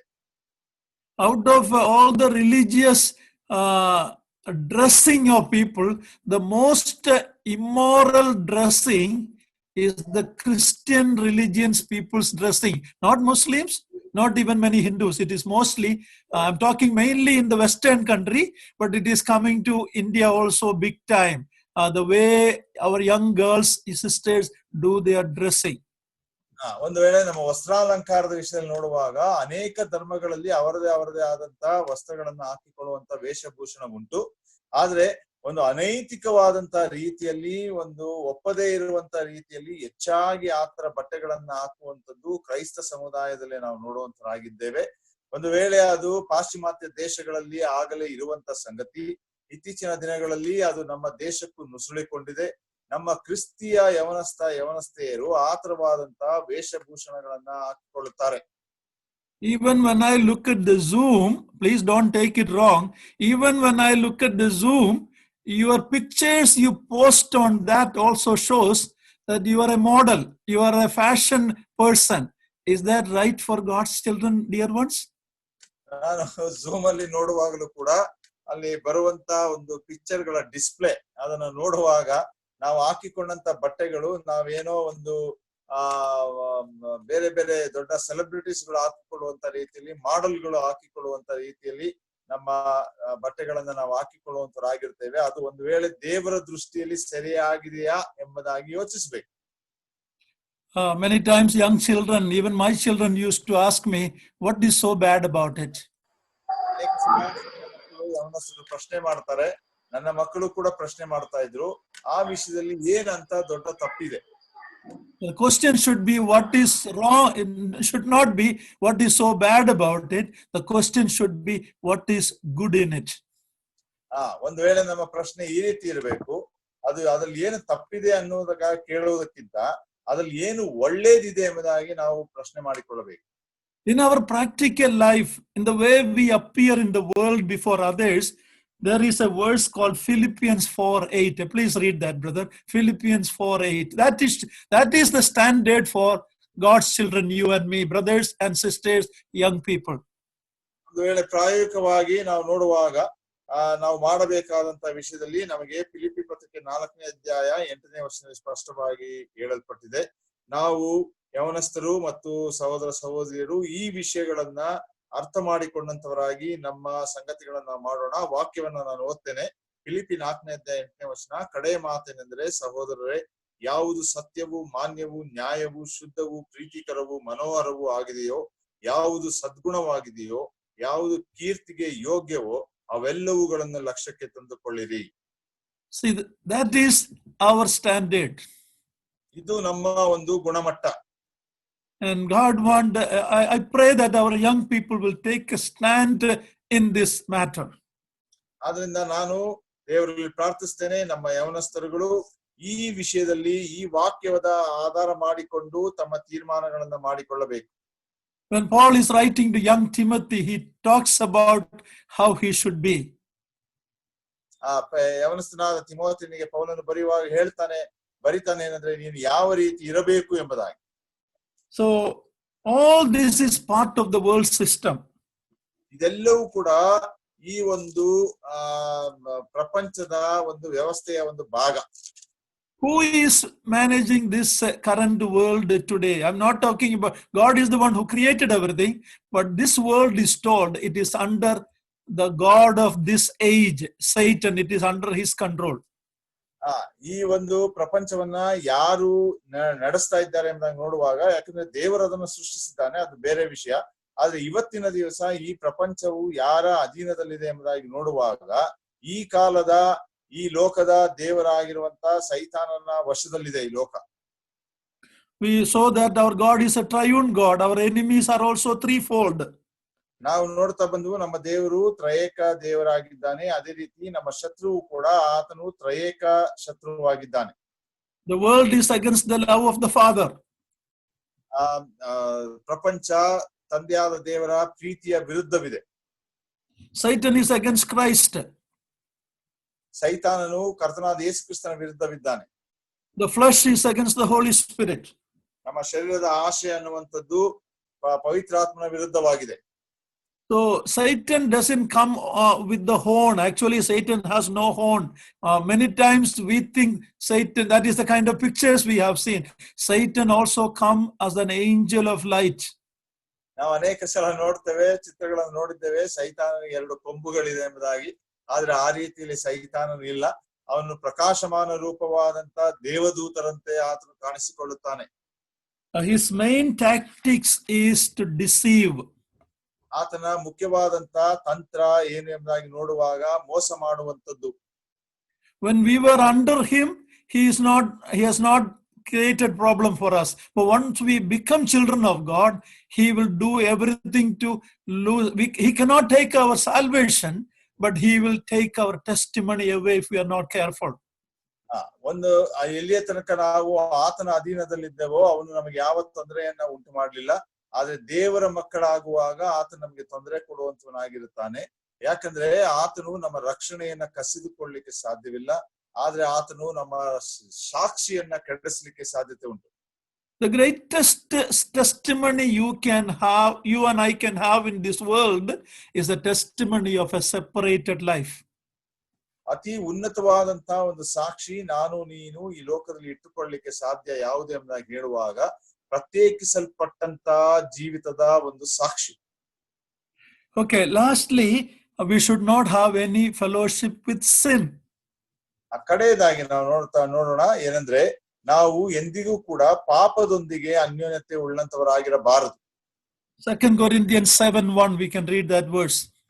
2 ಕೊರಿಂಥ 7ನೇ ಅಧ್ಯಾಯ 1ನೇ ವಚನ ನಾವು ನೋಡುವಂತವರಾಗಿದ್ದೇವೆ. 2 ಕೊರಿಂಥ 7:1, ಪ್ರಿಯರೇ, ಈ ವಾಗ್ದಾನಗಳು ನಮಗಿರುವುದರಿಂದ ನಾವು ಶರೀರಾತ್ಮಗಳ ಕಲ್ಮಶವನ್ನು ತೊಲಗಿಸಿ ನಮ್ಮನ್ನ ಶುಚಿ ಮಾಡಿಕೊಂಡು ದೇವರ ಭಯದಿಂದ ಕೂಡಿದವರಾಗಿ ಪವಿತ್ರತ್ವವನ್ನ ಸಿದ್ಧಿಗೆ ತರುವುದಕ್ಕೆ ಪ್ರಯತ್ನಿಸೋಣ. We live in a world that is so caught up with sexual sins. ನಾವು ಈ ಲೋಕದಲ್ಲಿ ಜೀವಿಸ್ತಿರುವಂತ ಈ ಲೋಕ ಏನು ಎಂಬುದಾಗಿ ನೋಡುವಾಗ ಅದು ಅತಿಯಾದಂತ ಲೈಂಗಿಕತೆಯಲ್ಲಿ ತೊಡಗಿಸಿಕೊಂಡಿರುವಂತ ಲೋಕವಾಗಿದೆ. Even to sell anything, they have to display immoral pictures. That is how the world has become. ಒಂದು ವೇಳೆ ಏನಾದ್ರೂ ಒಂದು ವಸ್ತುವನ್ನ ಅವರು ಮಾರಾಟ ಮಾಡಬೇಕಾದ್ರೆ ಅನೈತಿಕವಾದಂತ ಚಿತ್ರಣಗಳನ್ನ ತೋರಿಸುವಂತವರಾಗಿ ಅಂತ ವಸ್ತುಗಳನ್ನ ಅವರು ಮಾರ್ತಾರೆ. We read about Joseph in Egypt. 400 years before the law was given, he took a stand and he said, how can I do this and sin against God? ಯೋಸೇಫನು ಐಗುಪ್ತ ದೇಶದಲ್ಲಿರುವಂತದ್ದನ್ನ ನಾವು ನೋಡಿದ್ದೇವೆ. ಆತನು ಧರ್ಮಶಾಸ್ತ್ರವನ್ನು ಕೊಡುವ 400 ವರ್ಷಗಳ ಮೊದಲೇ ಒಂದು ತೀರ್ಮಾನವನ್ನ ಮಾಡಿದ್ದ. ಏನಂದ್ರೆ, ನಾನು ದೇವರ ವಿರುದ್ಧ ಹೇಗೆ ಪಾಪ ಮಾಡಲಿ ಎಂಬುದಾಗಿ. But when we look at David, who 400 years after the law was given, even though the law was there, he failed and committed sin. ಆದ್ರೆ ಅದೇ ಸಮಯದಲ್ಲಿ ನಾವು ಅರಸನಾದ ದಾವೀದನನ್ನ ನೋಡುವಂತರಾಗಿದ್ದೇವೆ. ಧರ್ಮಶಾಸ್ತ್ರ ಕೊಟ್ಟ 400 ವರ್ಷಗಳ ನಂತರ ಇದ್ದಂತವನು, ಆತನು ಧರ್ಮಶಾಸ್ತ್ರ ಗೊತ್ತಿದ್ದಾಗಿಯೂ ಕೂಡ ಆತನು ಸೋಲುವಂತವನಾಗಿ ಆ ಪಾಪವನ್ನ ಆತನು ಮಾಡ್ತಾನೆ. Joseph had not even one book of the Bible with him. ಯೋಸೇಫನಿಗೆ ಸತ್ಯವೇದದ ಒಂದೇ ಒಂದು ಪುಸ್ತಕವೂ ಕೂಡ ಅವನಿಗೆ ಕೊಡಲ್ಪಟ್ಟಿರಲಿಲ್ಲ. He had no fellowship like we have. ನಮಗಿದ್ದಂತ ಅನ್ಯೋನ್ಯತೆ ಅವನಿಗೆ ಇರಲಿಲ್ಲ. And David had limited Bible books, but we have complete scripture in our hand. How much more careful you and I should be. ದಾವೀದನಿಗೆ ಕೆಲವು ಸತ್ಯವೇದದ ಭಾಗಗಳು ಕೊಡಲ್ಪಟ್ಟಿತ್ತು, ಆದ್ರೆ ಕ್ರೈಸ್ತರಾದ ನಮಗೆ, ವಿಶ್ವಾಸಿಗಳಾದ ನಮಗೆ ಸಂಪೂರ್ಣ ಪರಿಪೂರ್ಣವಾದ ಸತ್ಯವೇದ ನಮಗೆ ಕೊಡಲ್ಪಟ್ಟಿರುವಾಗ ನಾವು ಇನ್ನೂ ಎಷ್ಟು ಎಚ್ಚರಿಕೆ ಉಳ್ಳಂತವರಾಗಿ ಈ ಸಂಗತಿಗಳನ್ನ ಮಾಡಬಾರದು. Joseph didn't say that, how can I do this sin against Potiphar or Potiphar's wife? He didn't say like that. He said, how can I sin against God? ಯೋಸೇಫನು ಎಂದಿಗೂ ಈ ರೀತಿ ಹೇಳಿಲ್ಲ, ಏನಂದ್ರೆ ನಾನು ಪೋಟಿಫರನಿಗಾಗ್ಲಿ ಅವನ ಹೆಂಡತಿಯ ವಿರುದ್ಧವಾಗಿ ನಾನು ಹೇಗೆ ಈ ಕಾರ್ಯವನ್ನು ಮಾಡಲಿ ಎಂಬುದಾಗಿ.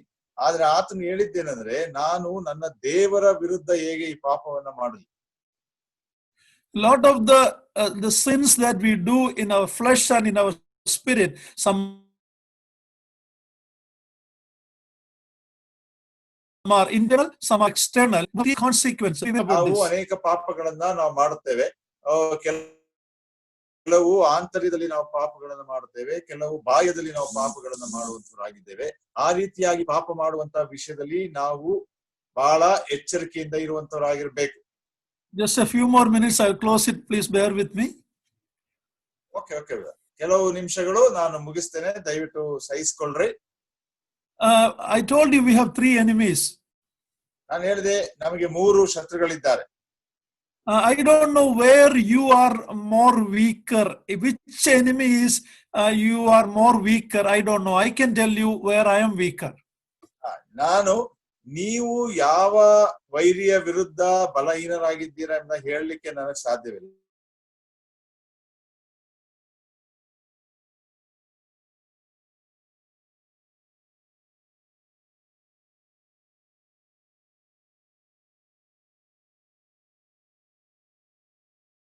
Crazy. They just want to accumulate everything. So world become a temptation for them. ಕೆಲವು ಸಹೋದರ ಸಹೋದರಿಯರಿಗೆ ಬಹಳ ಆಶೆ ಅಭಿಲಾಷೆ ಇರ್ತದೆ, ಏನಂದ್ರೆ ಅವರು ಪ್ರಪಂಚದಲ್ಲಿರುವಂತ ಎಲ್ಲಾ ವಸ್ತುಗಳನ್ನ ಖರೀದಿಸಬೇಕು, ಅದನ್ನೆಲ್ಲಾ ಮನೆಯಲ್ಲಿ ಸೇರಿಸಿಕೊಳ್ಳುವಂತರಾಗಿರಬೇಕು. ಆ ರೀತಿಯಾಗಿ ಆ ಪ್ರಪಂಚದ ವಸ್ತುಗಳ ವಿಷಯದಲ್ಲಿ ಕೆಲವರು ಬಲಹೀನರಾಗಿರ್ತಾರೆ. And some people are weak in facing Satan, false teaching, wrong of other things. They don't know the word of God, false teaching. So they are not able to stand against these things, against Satan. ಕೆಲವು ವಿಶ್ವಾಸಿಗಳು ಅವರು ಸೈತಾನನ ವಿರುದ್ಧ ನಿಲ್ಲಿಕೊಳ್ಳಿಕ್ಕೆ ಸಾಧ್ಯವಿಲ್ಲ, ಯಾಕಂದ್ರೆ ತಪ್ಪಾದ ಬೋಧನೆಗಳನ್ನ ಅವರು ಅಂಗೀಕರಿಸುವಂತವರಾಗಿರ್ತಾರೆ. ಯಾಕಂದ್ರೆ ಅವರಿಗೆ ಸತ್ಯವೇದ ವಾಕ್ಯಗಳು ಸರಿಯಾಗಿ ಗೊತ್ತಿಲ್ಲದೆ ಇರುವುದರಿಂದ ಅವರು ಸೈತಾನನಿಗೆ ವಶವಾಗುವಂತವರಾಗಿರ್ತಾರೆ. But I'm going to tell you that flesh is my greatest enemy, the thought life. Okay, a lot of the things, I struggle with it even at this almost 67 years, I am still struggling with that. That is where I have to be more careful. ನಾನು ನನ್ನ ವಿಷಯದಲ್ಲಿ ಹೇಳುವಾಗ ನನ್ನ ಶರೀರದ ವಿಷಯದಲ್ಲಿ ನಾನು ಬಹಳ ಬಲಹೀನನಾಗಿದ್ದೇನೆ. ಯಾಕಂದ್ರೆ ನಮ್ಮ ಆಲೋಚನೆಗಳು ಅನ್ನುವಂಥದ್ದು, ಒಂದು ವೇಳೆ ನನ್ನ ವಯಸ್ಸು 67 ಆಗಿದ್ದರೂ ಕೂಡ ಆಲೋಚನೆ ಮಾಡಬಾರದಂತ ಅನೇಕ ಆಲೋಚನೆಗಳು ನನಗೆ ಬರುವಂತದ್ದಾಗಿರ್ತದೆ. ಆದ್ರಿಂದ ಆ ವಿಷಯದಲ್ಲಿ ನಾನು ಬಹಳ ಎಚ್ಚರಿಕೆಯಾಗಿರ್ಬೇಕು. So each one of us may have different capacity. Some may be weak in one area, some may be weak in other area. But how do we overcome this? ನಮ್ಮಲ್ಲಿ ಈ ವಿಷಯದಲ್ಲಿ ಒಬ್ಬೊಬ್ಬರಿಗೆ ಒಂದೊಂದು ತರವಾದಂತಹ ಸಾಮರ್ಥ್ಯ ಇರುವಂತದ್ದಾಗಿರ್ತದೆ. ನಾವು ಕೆಲವರು ಅದನ್ನ ಮೀರಿ ನಿಲ್ಲುವಂತವರಾಗಿರ್ತೇವೆ, ಕೆಲವರು ಅದಕ್ಕೆ ಒಳಪಡುವಂತವರಾಗಿರ್ತೇವೆ. ನಾವು ಯಾವ ರೀತಿ ಅದರಿಂದ ತಪ್ಪಿಸಿಕೊಳ್ಳುವಂತವರಾಗಿರ್ಬೇಕು ಯೋಚಿಸ್ಬೇಕು. In Romans 13:14 we are told to put on Christ, so you will not fulfill the desires of the flesh. ನಾವು ರೋಮಾಪುರ 13ನೇ ಅಧ್ಯಾಯ 14ನೇ ವರ್ಷದಲ್ಲಿ ನಾವು ನೋಡುವಂತವರಾಗಿದ್ದೇವೆ, ಯೇಸು ಕ್ರಿಸ್ತನನ್ನ ಧರಿಸಿಕೊಳ್ಳುವರಿ, ಯಾಕಂದ್ರೆ ಅವಾಗ ದೇಹದ ಆಶೆಗಳನ್ನ ಪೂರೈಸುವುದಕ್ಕೆ ಆಗುವುದಿಲ್ಲ ಎಂಬುದಾಗಿ. What does it mean put on Christ? ಯೇಸು ಕ್ರಿಸ್ತನನ್ನ ಧರಿಸಿಕೊಳ್ಳ್ರಿ ಎಂಬುದಾಗಿ ಹೇಳುವಾಗ ಏನರ್ಥ? It means that always live in the awareness that the Holy God dwells in me. I am carrying him wherever I go. I can only do what pleases to him. That awareness should always be in my life and your life, dear ones. ಯೇಸು ಕ್ರಿಸ್ತನನ್ನ ಧರಿಸಿಕೊಳ್ಳ್ರಿ ಎಂಬುದಾಗಿ ಹೇಳೋದೇನೆಂದ್ರೆ, ಅದು ಆ ಪರಿಶುದ್ಧನಾದಂತ ದೇವರ ವಿಚಾರದಲ್ಲಿ ನಾವು ಯಾವಾಗಲೂ ಎಚ್ಚರಿಕೆಯಿಂದ ಅಥವಾ ಜ್ಞಾನಯುಕ್ತರಾಗಿ ತಿಳ್ಕೊಂಡಂತವರಾಗಿರುವಂತವರಾಗಿರಬೇಕು. ಆ ದೇವರು ನನ್ನಲ್ಲೇ ಇರುವಂತವನಾಗಿರ್ತಾನೆ. ಆ ದೇವರನ್ನ ನಾನು ಯಾವಾಗಲೂ ಒತ್ತುಕೊಂಡು ನನ್ನ ಜೊತೆಯಲ್ಲಿ ನಾನು ತಿರುಗಾಡುವಂತವನಾಗಿರ್ತೇನೆ. ಆದ್ರಿಂದ ನಾನು ಮಾಡುವಂತ ಸಂಗತಿಗಳು ಆ ದೇವರಿಗೆ ಇಷ್ಟವೋ ಇಲ್ಲವೋ ಎಂಬುದಾಗಿ ಪರಿಗ್ರಹಿಸಿ ನಾವು ಆ ರೀತಿ ಜೀವಿಸುವಂತವರಾಗಿರ್ಬೇಕು. And that is why Philippians 4:8 becomes a standard for us. What should be our thought life? What should be our language? What should be our dress? What should be our body? It is the temple of the living God. You already read it? Just explain that. ಆದುದರಿಂದ ನಾವು ಫಿಲಿಪ್ಪಿ 4:8 ನೋಡುವ ಹಾಗೆ ಅದು ನಮಗೆ ಒಂದು ಮಾರ್ಗದರ್ಶನ ಮಾಡುವಂತ ಒಂದು ಮಟ್ಟವಾದಂತ ವಾಕ್ಯವಾಗಿದೆ. ಆದ್ರಿಂದ ನಾನು ಕೂಡ ನಾನು ಈ ಲೋಕದಲ್ಲಿ ಜೀವಿಸುವಾಗ ನಾನು ಯಾವ ರೀತಿ ಯೋಚಿಸಬೇಕು, ನಾನು ಯಾವ ರೀತಿ ಮಾತಾಡಬೇಕು, ನಾನು ಯಾವ ಪೋಷಾಕಗಳನ್ನ ಹಾಕಿಕೊಳ್ಳುವಂತನಾಗಿರ್ಬೇಕು, ಈ ರೀತಿಯಾದಂತಹ ಸಂಗತಿಗಳನ್ನ ನಾವು ಈ ವಾಕ್ಯದ ಎದುರಿನಲ್ಲಿ ಪ್ರಶ್ನೆ ಮಾಡಿಕೊಳ್ಳುವಂತವರಾಗಿ ಮಾಡುವಂತವರಾಗಿರ್ಬೇಕು. I am carrying Christ with me 24/7 and my body is the temple of the living God. ನಾನು ದಿನದ 24 ಗಂಟೆ ವಾರದ ಎಲ್ಲಾ ದಿನಗಳಲ್ಲಿ ನಾನು ಕರ್ತನಾದ ಯೇಸು ಕ್ರಿಸ್ತನನ್ನ ಒತ್ತುಕೊಂಡು ತಿರುಗಾಡುವಂತನಾಗಿದ್ದೇನೆ. ನನ್ನ ದೇಹ ದೇವರ ಆಲಯವಾಗಿದೆ ಅನ್ನುವಂತ ಪರಿಜ್ಞಾನ ನಮಗಿರಬೇಕು. The sexual immorality is so rampant in the world. If you come to the country where I'm staying now, you cannot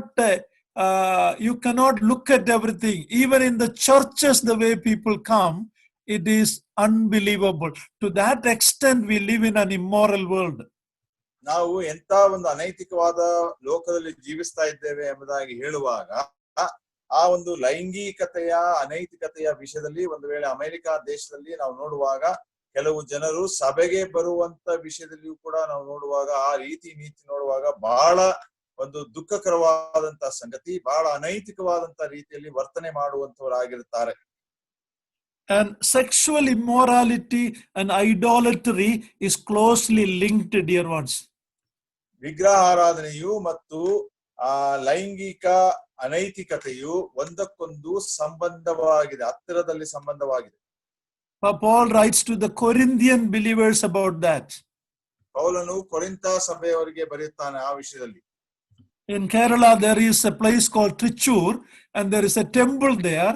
There is an annual Puram, they say. There is a festival, and it is the most immoral festival. ಕೇರಳದಲ್ಲಿ ಟ್ರಿಚೂರ್ ಅನ್ನುವಂತ ಸ್ಥಳದಲ್ಲಿ ಒಂದು ಪೂರಂ ಅನ್ನುವಂತ ಒಂದು ಹಬ್ಬ ಒಂದು ದೇವಾಲಯದಲ್ಲಿ ನಡೀತದೆ. ಅದು ವರ್ಷಕ್ಕೆ ಒಂದು ಸಲ ಹಬ್ಬವನ್ನು ಆಚರಿಸ್ತಾರೆ. ಆ ಹಬ್ಬ ಅತಿಯಾದಂತ ಅನೈತಿಕತೆಯಿಂದ ಕೂಡಿದಂತ ಒಂದು ಹಬ್ಬ. In Karnataka, you know about the Devadasi system in Raichur and other places. ಕರ್ನಾಟಕದಲ್ಲಿ ನಾವು ರಾಯಚೂರು ಮತ್ತು ಇತರ ಸ್ಥಳಗಳಲ್ಲಿ ದೇವದಾಸಿ ಪದ್ಧತಿಯನ್ನ ನೋಡುವಂತವರಾಗಿದ್ದೇವೆ. Now, Christian religion has adopted a lot of these things of the immoral, and you and I need to be very careful. ಕ್ರೈಸ್ತ ಧರ್ಮ ಅನ್ನುವಂಥದ್ದು ಈ ತರವಾದಂತಹ ಅನೇಕ ಅನೈತಿಕ ಸಂಗತಿಗಳನ್ನ ತಮ್ಮೊಟ್ಟಿಗೆ ಸೇರಿಸಿಕೊಂಡಂತದ್ದಾಗಿದೆ.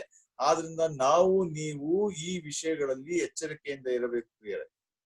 One more thing I'll say and close it. In Revelation 17, John saw a woman riding on a beast, and looking at all of that, John was amazed. ನಾನು ಇನ್ನೊಂದು ವಿಷಯವನ್ನು ಹೇಳಿ ನಾನು ಮುಗಿಸುವಂತನಾಗಿರ್ತೇನೆ. ಪ್ರಕಟಣೆ 17ನೇ ಅಧ್ಯಾಯದಲ್ಲಿ ಯೋಹಾನನು ಒಂದು ಸ್ತ್ರೀಯನ್ನ ನೋಡ್ತಾನೆ. ಆ ಸ್ತ್ರೀ ಒಂದು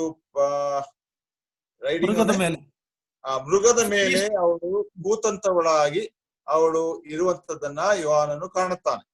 Seeing her appearance, dress and everything, John was amazed.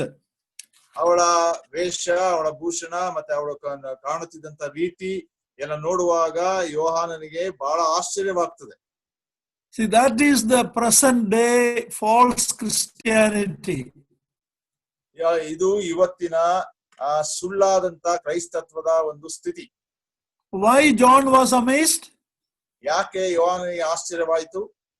Because the church that started on the day of Pentecost, and later when John saw that how simple it was, people gathering in the name of the Lord Jesus Christ.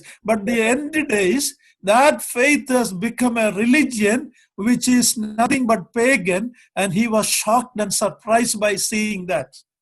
ಯಾಕೆ ಆಶ್ಚರ್ಯವಾಯ್ತು ಎಂಬುದಾಗಿ ಹೇಳುವಾಗ, ಪಂಚಾಶತಮದ ದಿವಸ ಸಭೆಯ ಪ್ರಾರಂಭವನ್ನು ನೋಡಿದ್ದಂತ ಯೋಹಾನನು ಎಲ್ಲರೂ ಕೂಡ ಎಷ್ಟು ಸೌಮ್ಯವಾಗಿ ಯೇಸು ಕ್ರಿಸ್ತನ ಹೆಸರಿನಲ್ಲಿ ಸೇರಿಕೊಂಡು ಬಂದಂತವರಾಗಿ ಇದ್ದಂತ ಆ ಸಭೆ ದಿನಗಳು ಕಳೆದಂತೆ ಅಂತ್ಯಕಾಲದಲ್ಲಿ ಅದು ಅನ್ಯ ಜನರೊಂದಿಗೆ ಇಜ್ಜೋಡಾದಂತದ್ದಾಗಿ, ಅದು ತನ್ನ ನೈತಿಕತೆಯನ್ನ ಕಳಕೊಂಡಂತದ್ದಾಗಿ, ಅನೀತಿವಂತಿಕೆಯಿಂದ ಅದು ಇದ್ದಂತ ಸಂಗತಿಗಳನ್ನ ನೋಡುವಾಗ, ಸ್ತ್ರೀಯನ್ನ ನೋಡುವಾಗ, ಆ ಕ್ರೈಸ್ತ ಸಮುದಾಯವನ್ನ ಸೂಚಿಸುವಂತಹ ಸ್ತ್ರೀಯನ್ನ ನೋಡುವಾಗ ಆತನಿಗೆ ಆಶ್ಚರ್ಯವಾಗ್ತದೆ. In closing, let me say, I talked so many things to our sisters earlier. ನಾನು ಮುಗಿಸುವ ಮೊದಲು ಕೆಲವು ಸಂಗತಿಗಳನ್ನ ಹೇಳ್ತಾನೆ. ಮೊದಲು ನಾನು ಸಹೋದರಿಯರಿಗೆ ಅನೇಕ ವಿಷಯಗಳನ್ನ ಹೇಳ್ತಾ ಬಂದೆ. I hope you are not offended with me. ನಾನು ನೆನೆಸ್ತೇನೆ ನೀವು ನನ್ನ ಮೇಲೆ ಸಿಟ್ಟು ಮಾಡಿಕೊಂಡಿಲ್ಲ ಎಂಬುದಾಗಿ. But now I talk to the brothers that in the matter with our body being the temple of God's sexual sense, the men have to be more careful. ಈಗ ನಾನು ಸಹೋದರಿಗೆ ಹೇಳಲಿಕ್ಕೆ ಇಷ್ಟಪಡ್ತೇನೆ, ಯಾಕಂದ್ರೆ ದೇವರ ಆಲಯವಾಗಿರುವಂತಹ ನಮ್ಮ ದೇಹಗಳಲ್ಲಿ ಆ ರೀತಿ ಲೈಂಗಿಕತೆಯ ವಿಷಯದಲ್ಲಿರುವಂತಹ ಪಾಪಗಳ ಕುರಿತು ನಾವು ಬಹಳ ಎಚ್ಚರಿಕೆಯಿಂದ ಇರಬೇಕು. We have an awesome privilege to be in fellowship with the most holy, unapproachable God who dwells in light. ಯಾರು ಸಂಧಿಸಲಾರದಂತ ಅಗಮ್ಯವಾದ ಬೆಳಕಿನಲ್ಲಿ ವಾಸ ಮಾಡುವಂತ ಆ ಮಹಾ ಅತಿ ಪರಿಶುದ್ಧನಾದಂತ ದೇವರೊಟ್ಟಿಗೆ ನಮ್ಮ ಒಂದು ಸಂಬಂಧವಿದೆ ಪ್ರಿಯರೇ. That fellowship is with God and with one another. Let us maintain the purity of that fellowship. ಆ ಒಂದು ಅನ್ಯೋನ್ಯತೆ ದೇವರೊಂದಿಗೂ ಮತ್ತು ಒಬ್ಬರೊಂದಿಗೂ ಅದಿರುವಂತದ್ದಾಗಿದೆ. ಆ ಅಮೂಲ್ಯವಾದ ಅನ್ಯೋನ್ಯತೆಯನ್ನ ನಾವು ಹಾಗೆ ಕಾಪಾಡಿಕೊಂಡು ಹೋಗುವುದಕ್ಕೆ ಪ್ರಯತ್ನ ಮಾಡಬೇಕು. In the Old Testament, the high priest with fear once in a year only could go to the most holy place. But today, anytime you and I can call him Abba Father and approach him. Let us maintain that fellowship by holiness in our life, in the spirit and in the body.